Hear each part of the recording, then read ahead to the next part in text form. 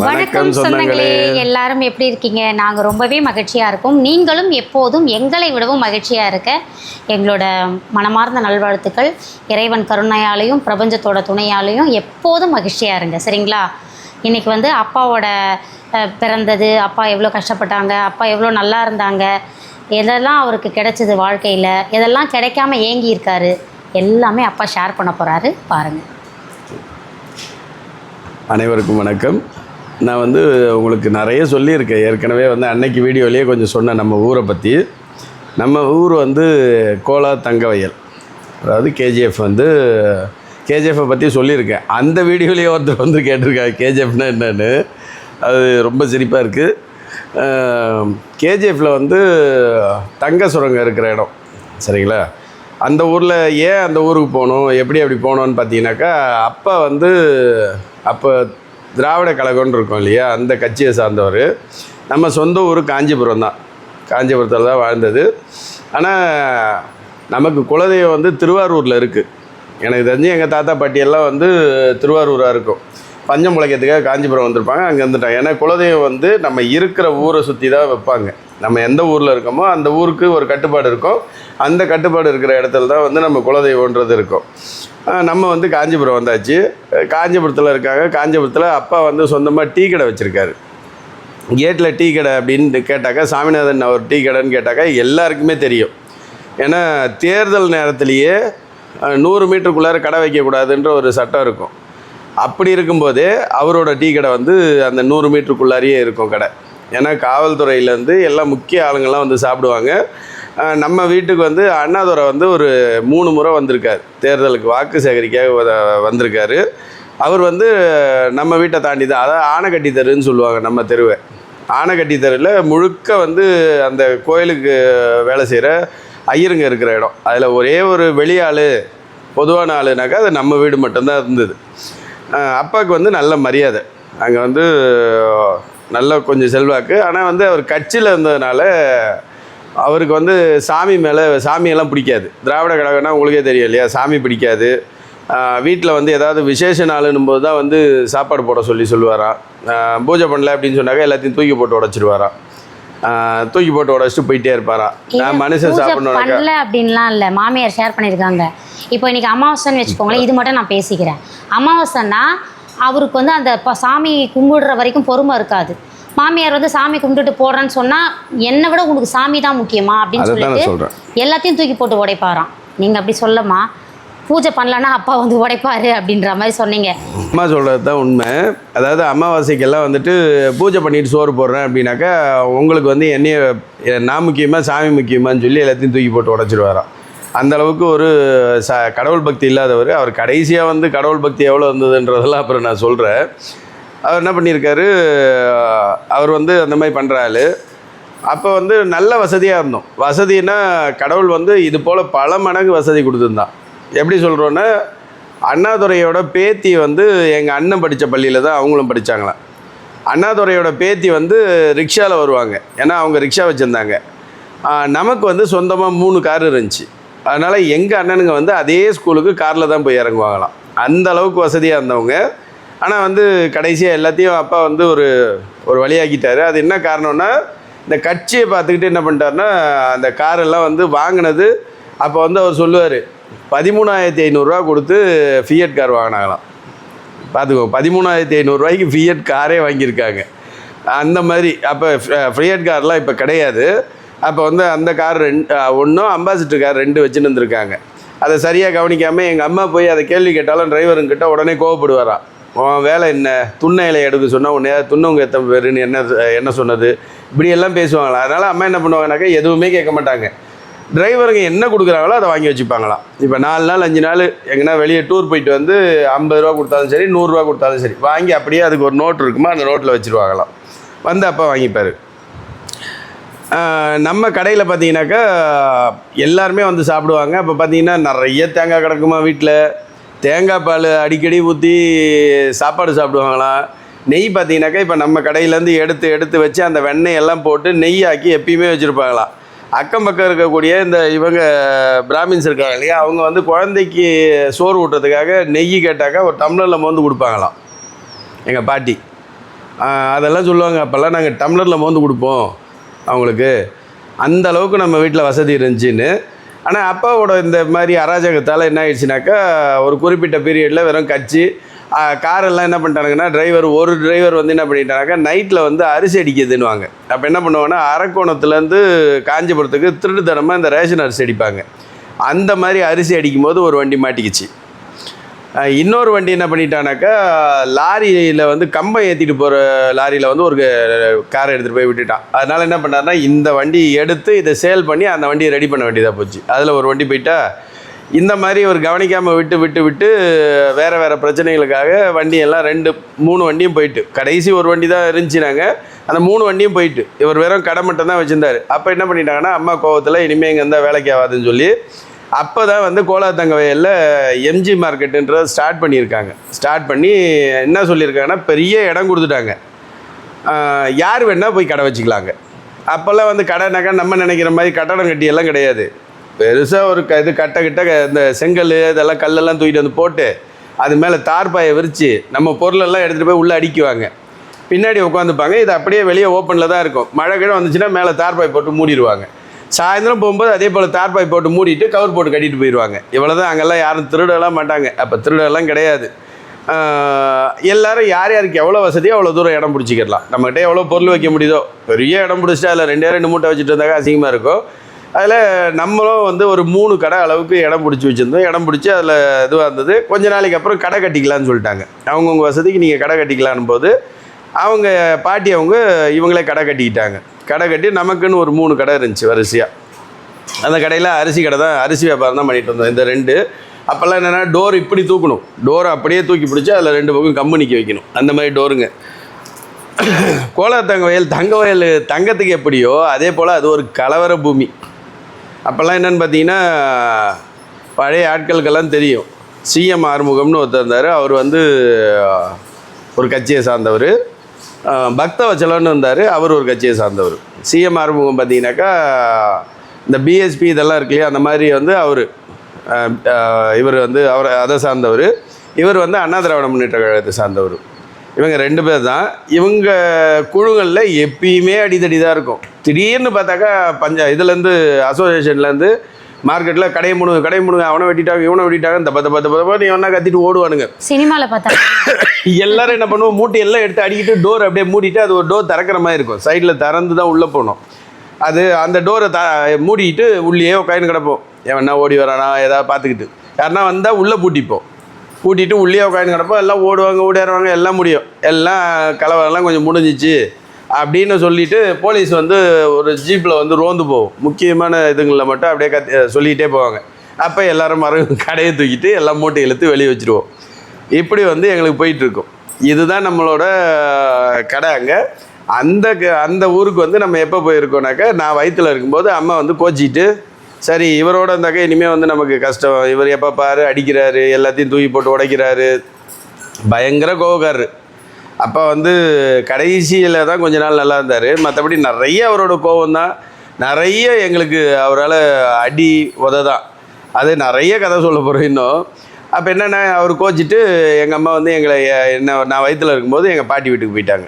அப்படி தான் கோலாத்தங்க வயலில் போய் சேர்ந்துட்டு அப்பா இங்கேருந்து போய் எல்லாம் கூப்பிட்ருக்கார். கூப்பிடும்போது, இல்லை அங்கே ஒன்றும் நமக்கு கிடையாது, அந்த கடையை விட்டால் வேறு ஒன்றும் கிடையாது, அதில் பெரிய வருமானமும் கிடையாது, நீங்கள் வேணால் இங்கே வந்துடுங்க, கடையை பார்த்துக்கலாம் அப்படின்னு சொல்லிவிட்டு அவங்க அங்கேயே இருந்துட்டுருக்குறாங்க. இவர் கொஞ்ச நாள் கழித்து இந்த கடையெல்லாம் விற்றுட்டு வீடு வந்து நம்ம காஞ்சிபுரத்தில் பார்த்தீங்கன்னா சுத்துக்கட்டு வீடுன்னு சொல்லுவாங்க. அது வந்து இந்த தெருக்கும் பின்னாடி தெருக்கும் அப்படியே லிங்கில் இருக்கும். வாசல் இந்த பக்கம் இருக்கும், பழக்கடை பின்னாடி தெருவில் இருக்கும்.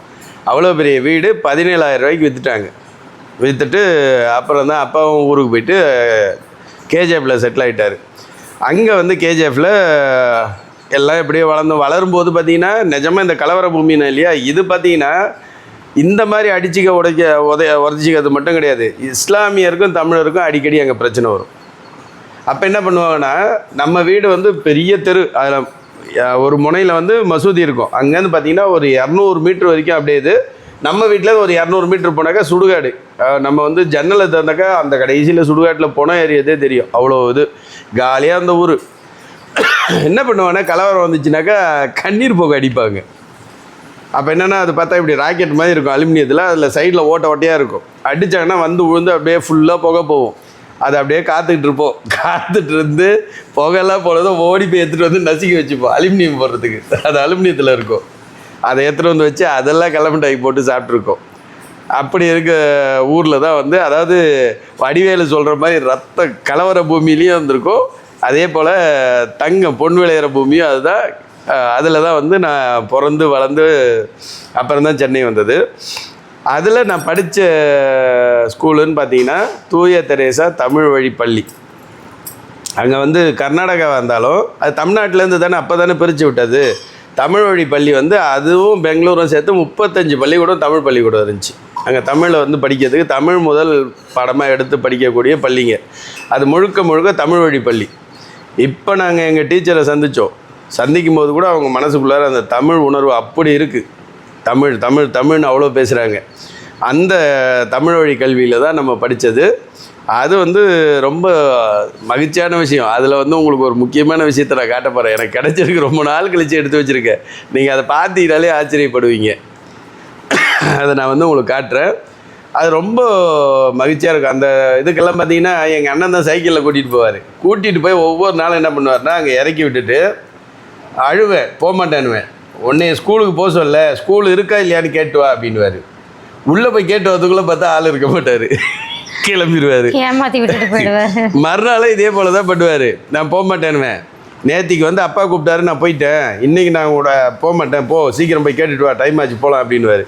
மறுபடியும் கேட்க போனால் விட்டு போயிடுவார். இப்படியே தான் என் போல போடும். இங்கே சைக்கிளில் கூப்பிட்டு போய் விட்டு வருவாங்க என்னைய. அது வந்து ரொம்ப மகிழ்ச்சியாக படித்தோம் அந்த ஸ்கூல்லலாம். அந்த ஸ்கூல் பார்த்திங்கன்னா அரசு பள்ளி தான், தமிழ் வழி பள்ளி. அதில் தான் படித்தது. ரொம்ப ரொம்ப ரொம்ப மகிழ்ச்சியாக இருக்கும். அந்த பள்ளியை பற்றி ஒரு முழு எபிசோடாக சொல்லணும். அது நாளைக்கு வந்து உங்களுக்கு முழுக்க அந்த பள்ளியை பற்றி மட்டும் சொல்கிறேன். ரொம்ப ரொம்ப ரொம்ப மகிழ்ச்சியான பள்ளி அது. அதில் பார்த்திங்கன்னா எவ்வளோ மகிழ்ச்சியாக இருந்திருப்போம் தெரியுமா? அவ்வளோ மகிழ்ச்சியான பள்ளி, அவ்வளோ மகிழ்ச்சியான நண்பருங்க. டீச்சருங்கெல்லாம் எங்களோட டான்ஸ் ஆடுவாங்க. ஏதாவது ஒரு ப்ரோக்ராம்னாக்கா நாங்களே வந்து ப்ரோக்ராமெல்லாம் பண்ணுவோம், எல்லாம் ஒன்றா டான்ஸ் ஆடுவோம். அது ஒரு அருமையான ஒரு அனுபவம்.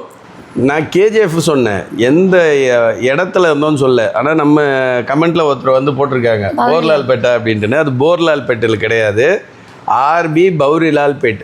பௌரிலால்னா என்னன்னாக்கா அது ஒரு சேட்டோட இடம், பௌரிலால் சேட்டோட இடம். அவர்கிட்ட தான் கொஞ்சம் கொஞ்சமாக அந்த இடம்லாம் விற்றாங்க. அதுக்கு கீழே இருக்கிறதெல்லாம் வந்து ரெட்டியாரோட இடம். அவர் வந்து எல்லாருக்கும் தெரியும், இன்றைக்கும் அந்த கோயிலில் வந்து முதல் மரியாதை அவங்களுக்கு தான் கிடைக்கும். அவர் ரெட்டியாரோட இடம். ஒன்று ரெட்டியார் இடம், மேலே இருக்கிறது எல்லாமே வந்து பௌரிலால்ன்ற சேட்டோட இடம். அந்த இடத்துல பார்த்தீங்கன்னா இப்போ சின்ன வயசில் நம்ம குழந்தைங்களெல்லாம் வீட்டுக்குள்ளாரையே அடைச்சி வைக்கிறோமே, அதெல்லாம் இருக்காது. ஒரு கரண்ட்டு போயிடுச்சின்னு வச்சுக்கோ, கரண்ட்டு போகிறதுக்கு முன்னாடியே வெளியே வந்துடுவோம் விளையாடுறதுக்கு. எல்லாம் வந்து வெளியே தான் விளையாடிட்டு கிடப்போம். அந்த கரண்ட்டு போயிடுச்சுன்னா எங்களுக்கு வந்து இந்த திருடம் போலீஸ் விளையாட்டு ரொம்ப பிடிக்கும். அது என்ன பண்ணுவோன்னாக்கா, இந்த 10 பேர் 15 பேர் திருடம் போலீஸுக்காக ஓட ஆரம்பித்தோன்னு வச்சுக்கோங்களேன், தொத்திட்டு வரான்னுச்சு. நாங்கள் எங்கள் ஸ்கூலுக்கிட்டே ஓடிருப்போம், இந்த பக்கம் மார்க்கெட்டுக்குள்ளார ஓடிருப்போம், எங்கெங்கேயோ ஓடிருப்போம். அவனால் கண்டே பிடிக்க முடியாது, அவ்வளோ தூரம் ஓடிருப்போம். ஓடிட்டு திரும்பி பார்த்தா எவனும் இருக்க மாட்டான். சரி, மறுபடியும் அப்படியே பேசிக்கிட்டு ஊருக்குள்ளார வரும்போது பார்த்தா ஏரியாவில் கரண்ட் வந்து எல்லோரும் டிவி பார்க்க போயிருப்பாங்க. யாருன்னா ஒருத்தர் வீட்டில் டிவி இருக்கோ அங்கே போய் உட்காந்துருப்பாங்க. டிவியே 2 பேர் வீட்டில் தான் அங்கே டிவி இருக்கும். ஒன்று நம்ம வீட்டுக்கு எதிர்த்த வீட்டில் ஒரு ஆச்சாரி அவங்க வந்தாங்க, அவங்க வந்து நகை வேலை செய்கிறவங்க. அந்த கோலாத்தங்க வயலில் நிறைய பேர் நகை வேலை செய்கிற ஆசாரிங்க. கோயம்புத்தூர் கையில் வந்து ஹேண்ட்மேடு ஜுவல்லரிஸ் இருக்கு இல்லையா, கைவினை தங்க ஆபரணங்கள். அதில் வந்து இடம் கோயம்புத்தூர், 2வது வந்து கோலாத்தங்க வயல் தான். இங்கேயும் வந்து பெரிய அளவில் செய்வாங்க. இப்போ என்னென்னா என்னோடய நண்பர்லாம் இருக்காங்க, அவங்கெல்லாம் பார்த்திங்கன்னா நவீனெல்லாம் அவங்க எப்படி கொடுப்பாங்கனாக்கா, ஒரு 1/2 கிலோ தங்கம் கொடுத்து ஒரு 10 விதமான கம்மல் டிசைன் கொடுத்துருவாங்க. இந்த 10 டிசைன் செய்யணும், 20 டிசைன் செய்யணும் அப்படிங்கிறத கொடுத்துருவாங்க. அதெல்லாம் வந்து ஒரு செட்டு. அதை வந்து அப்படியே வந்து இவங்க செஞ்சு கொடுப்பாங்க. இவங்க எல்லாம் கல்லெல்லாம் வைக்கிறது பார்த்திங்கனாக்கா மேனுவலாக வைப்பாங்க. அதில் சின்ன நல்லா செதுக்கி அதுக்குள்ளார வச்சு அந்த இதெல்லாம் மூடி, அது வந்து வேறு லெவலில் இருக்கும் அந்த இதெல்லாம். அந்த செயினெல்லாம் பார்த்திங்கன்னா இப்போ இங்கெல்லாம் செயின் அறுக்குறாங்கல்ல, அங்கே இருக்கிற செயின் அவங்க செயின் செஞ்சுட்டாங்கன்னா அறுக்கெல்லாம் முடியாது. கையில் அவங்க கொடுப்பாங்க, பிடிச்சி இழுத்தெல்லாம் பார்க்கணும். அவன் வந்து என்னன்னாக்கா அதுக்குண்டான செம்பு சேர்த்து நமக்கு செஞ்சு கொடுப்பாங்க. நீ வந்து இப்போ நம்ம 916 அந்த ரேஞ்செல்லாம் போகிறதுனால தான் இப்படி அறுத்து தான் அறுந்துக்குது. ஆனால் உண்மையாக அது 18 கேரட்லலாம் நம்ம செஞ்சோம்னா அவ்வளோ சீக்கிரம் அறக்கவே முடியாது. கொஞ்சம் திக்காக செயின் செஞ்சிட்டோம்னாக்கா இழுத்தாலும் இழுக்க முடியாது. அந்தளவுக்கு நல்ல ஸ்ட்ராங்காக இருக்கும். அப்போ அவங்க வீட்டில் டிவி இருக்கும். இன்னொரு வீடு வந்து பனியன் விற்கிறவங்க ஒருத்தர் இருந்தாங்க, அவங்க சௌராஷ்டிராக்காரங்க. அவங்க வீட்டில் டிவி இருக்கும். நான் இங்கேருந்து அங்கே தான் போய் பார்ப்போம். ஒன்றே உங்கள் வீட்டில் பார்ப்போம், இல்லைன்னா அங்கே போய் பார்ப்போம். அங்கே போய் பார்க்கும்போது எத்தனையோ நாள் என்ன பண்ணுவாங்கனாக்கா திடீர்னு டிவி ஆஃப் பண்ணிடுவாங்க. எல்லாம் வந்து வாசல் படிக்கட்டு, அவங்க வீடு இப்படி வச்சுருப்பாங்க, இங்கே படிக்கட்டு இருக்கும், எல்லாருமே உட்காந்துருப்பாங்க. அங்கேருந்து பார்த்தாக்கா தெரிகிற மாதிரி அந்த தெருவில் அப்படியே உட்காந்துருப்போம். முன்னாடி போய் படிக்கட்டில் இப்படி வாசலை ஒட்டி உட்காந்துக்கிறது. ஏன்னா நல்லா சாஞ்சி உட்காந்த மாதிரி இருக்குது.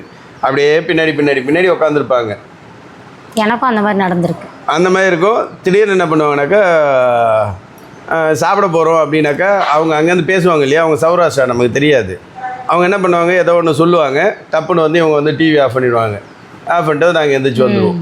நாங்கள் வீட்டுக்கு வந்துட்டு பார்த்தாக்கா அவங்க வீட்டில் டிவி ஓடுறது தெரியும். ஏன்னா பக்கத்து தெரு தான் எங்களுக்கு. நான் தான் சொன்னேன் இல்லையா, அந்த காலியாக இருக்க இடம். இங்கேருந்து பார்த்தீங்கன்னா அது அந்த ஒரு 4 வீடு தள்ளி அங்கே நம்ம வந்து ஜன்னலை திறந்தோன்னு வச்சுக்கோங்களேன், அவங்க வீட்டில் அந்த வெளிச்சம் தெரியும். அப்போ நம்மளை எதுக்காக அனுப்பிச்சிட்ருக்காங்க, அப்போல்லாம் வந்து அப்படியே விட்டுறது, அவ்வளோதான். வேறு வழி கிடையாது. அங்கெல்லாம் கோச்சிக்க முடியாது. கோச்சிங்கன்னா மறுநாள் போக மாட்டேன் அப்படின்னாக்கா அவங்களுக்கு ஒன்றும் இது கிடையாது. நாம தான் போய் உட்காந்து பார்த்தாகணும். அதனால் சரி ஓகே மறுபடியும் தான் போவோம். அப்போல்லாம் வந்துட்டு இதுதான் தெரு. இந்த தெருவில் பார்த்தீங்கன்னா நிறைய நம்ம கோயில் திருவிழா ஆகட்டும், அந்த ஏரியாவில் நம்மளே டான் மாதிரி. அங்கே என்ன பண்ணுவோம்னாக்கா, கோயில் திருவிழாவில் மார்கழி மாதம் வந்துச்சுன்னா கோயிலில் பிரசாதம் கொடுப்பாங்க. அந்த 30 நாளைக்கு நான் உனக்கு காட்டின மகேந்திரன் நாங்கள் 2 பேர் தான். காலையில் எழுந்திரிச்சு பல்லுகளெல்லாம் தேய்ச்சிட்டு மூஞ்செல்லாம் கழுவிட்டு தலையை வாரிக்கின்னு கடன்னு போயிடுவோம். போயிட்டு எல்லாரையும் வரிசையாக உட்கார வைக்கிறது. எல்லோரும் கப்பு எடுத்துன்னு வந்திருப்பாங்க, கப்பு கிண்ணெல்லாம் எடுத்துன்னு வந்திருப்பாங்க, பிரசாதம் கொடுப்பாங்க கோயிலில். 30 நாளைக்கு நாங்கள் தாங்க எல்லாரையும் வரிசையாக உட்கார வச்சு அவங்களுக்கெல்லாம் பிரசாதம் கொடுத்தோம். எங்களுக்கு கொஞ்சம் அதிகமாக கொடுப்பாங்க. அதனால் அவங்கள சீர் பண்ணுறது முடிஞ்ச பிறகு அடுத்த நாள் யார் வீட்டுக்கோ அவங்க வீட்டுக்கு நம்மகிட்ட தட்டில் கொடுத்து அனுப்புவோம். இதை எடுத்துகிட்டு போய் இவங்க வீட்டில் கொடுத்துருங்க, அவங்க வீட்டில் கொடுத்துருங்க. இப்போ நம்ம வீட்டில் விசேஷம் அப்படின்னாக்கா, இப்போ நம்ம இன்றைக்கி முடித்த பிறகு நம்ம பிரசாதத்தை வச்சு இன்னொரு வீட்டுக்கு எடுத்துகிட்டு போய் கொடுப்பாங்க. அது என்னன்னா, நாளைக்கு உங்களோட எதுக்கு அப்படின்னு ஞாபகப்படுத்துறதுக்காக இந்த பிரசாதம் எல்லாமே கோயிலேருந்து எடுத்துகிட்டு போய் கொடுத்தாக்கா ஒரு நாளைக்கு இவங்களோட உபயம் அப்படின்னு சொல்லி இது பண்ணுறதுக்கு. அதுக்கு வந்து எல்லா நாளும் 30 நாள் வந்து முக்கிய ஆளுங்க நம்மளோட சேர்த்து எல்லாம் ஒரு 30 குடும்பங்கள் இருக்கும். இந்த 30 குடும்பம் தான் அதை செய்வோம். அது அப்படி ஒரு இதுவாக இருக்கும். எங்களுக்கு பசங்களை உட்கார வைக்கிறது, அவங்களுக்கு சுண்டல் வாங்கி கொடுத்துட்டு மறுபடியும் எங்களுக்கு கொஞ்சம் அதிகமாக கொடுப்பாங்க, வாங்கிட்டு போகிறது. நல்ல அப்படியே ஒரு சந்தோஷமாக போச்சு அந்த நாட்கள். அதில் என்னென்னா, எங்கள் அப்பா வந்து அப்போ இருந்தே அடி வாங்கியிருக்கோம். எனக்கு என் தம்பிக்கெல்லாம் பிரச்சனைனா, எங்கள் அப்பா அடியெல்லாம் கொஞ்சம் நெஞ்சம் இருக்காது. அடித்தார்னா முதுவெல்லாம் பழுத்துரும். அடித்து விட்டுருவாருன்னு பார்த்தா அதுவும் விட மாட்டார். ஒரு ஸ்டூல் இருக்கும், இவ்வளோ பெருசு ஸ்டூலு, அதில் எண்ணெய் அவனையும் பின்னாடி உட்கார வச்சு இந்த கையை நடுவில் கட்டி போட்டுருவார். நடுவில் 2 பேரோட கையை வச்சு கயிறு போட்டு கட்டி விட்டு போயிடுவார். முதல்ல ஆரம்பத்தில் வந்து அந்த கோபம் இருக்கும் இல்லையா, ஏன் கையை நான் இழுக்கிறது, அவன் கையை அவன் இழுக்கிறது, இழுத்து ஒரு அளவுக்கு மேலே என்ன ஆயிடும்னாக்கா கை வலிக்க ஆரம்பிச்சிடும். அப்புறம் வேறு வழியே கிடையாது. 2 பேரும் இப்படியே உட்காந்துனா கிடப்போம். சில நாளில் தூங்கிடுவோம். தூங்கிட்ட பிறகு அப்புறம் ஒரு 2 மணி நேரம் 3 மணி நேரம் கழிச்சு கட்டி விடுவார். அதே போல் எதுக்காக சண்டை போட்டுக்கிட்டோம் அப்படின்னா அந்த பொருளை உடச்சி போட்டுருவார். அப்பயே உடச்சி போட்டுருவார். அப்போ என்னென்னா, ஒரு திருவிழா அப்படின்னாக்கா அங்கெல்லாம் திருவிழா பார்த்தீங்கன்னா வேறு லெவலில் நடக்கும். திருவிழாலாம் புஷ்ப பல்லக்குன்னு திருவிழாலாம் இருக்குது. அதெல்லாம் பார்த்தீங்கன்னா அதே கேஜிஎஃப்பில் இருக்கிறவங்களுக்கு தெரியும். அது வந்து அந்த ஒவ்வொரு நாளைக்கு ஒவ்வொரு இதை சார்ந்தவங்க செய்வாங்க. அது பார்த்தீங்கன்னாக்கா கடைசி நாள் புஷ்ப பல்லக்கு, பெரிய தேர் முழுக்க பூவில் ஜோடிச்சிருப்பாங்க. அதை ஆளுங்க தூக்கிட்டு போவாங்க. அதிலலாம் போயிட்டு இந்த தண்ணி அடிக்கிற துப்பாக்கி, இந்த டிக்குன்னு அடிக்கிறது, நிறைய பொம்மைங்க இதெல்லாம் வாங்கிட்டு வருவோம். இந்த தண்ணி அடிக்கிற துப்பாக்கியெல்லாம் வாங்கிட்டு வந்து தப்பித்தவறி அவன் என் மேலே அடித்து நான் அவன் மேலே அடித்து சண்டை வந்துச்சுன்னா அந்த நிமிஷமே 2 பேரோட துப்பாக்கியும் வாங்கி உடச்சி போட்டுருவார். அப்படி எனக்கு வந்து கோவம், இந்த தூக்கி போட்டு உடைக்கிறது, இந்த ஆத்திரம் வந்துச்சுன்னா என்னத்தை உடைக்கிறோம் எதை பண்ணுறோன்றது தெரியாத அளவுக்கு எனக்கு கோவம் வர்றதுக்கு முழுக்க காரணம் எங்கள் அப்பா தான். எங்கள் அப்பா கிட்டேருந்து அப்படியே எனக்கு வந்துட்டதுனால எனக்கு கோவம் வந்துச்சுன்னா கையில் இருக்கிறது 30,000 ரூபா செல்லா 50,000 ரூபா செல்லா அதெல்லாம் தெரியாது. அடிச்சனாக்கா தூளாயிரும். அவ்வளோதான், முடிஞ்சு போச்சு. இப்போ தான் கொஞ்ச நாளாக ஃபோனெல்லாம் உடையாமல் இருக்குது. அதுக்கு முன்னாடியெல்லாம் அவ்வளோதான். இது எல்லாத்துக்கும் காரணம் எங்கள் அப்பா தான். எல்லாருக்கும் ஹீரோ எப்படி அவங்கவுங்க அப்பாவோ அது போல் என்னோடய கோவத்துக்கும் ஹீரோ வந்து எங்கள் அப்பா. சரியா? நாளைக்கு வந்து நம்ம ஸ்கூலில் ஆரம்பித்து நாளைக்கு ஸ்கூலை பற்றி நம்ம பேசுவோம். நிறைய விஷயம் இருக்குது. மீண்டும் சந்திப்போம். டாடா பாய், லவ் யூ வாழ்க ஆல். வளத்துடன்.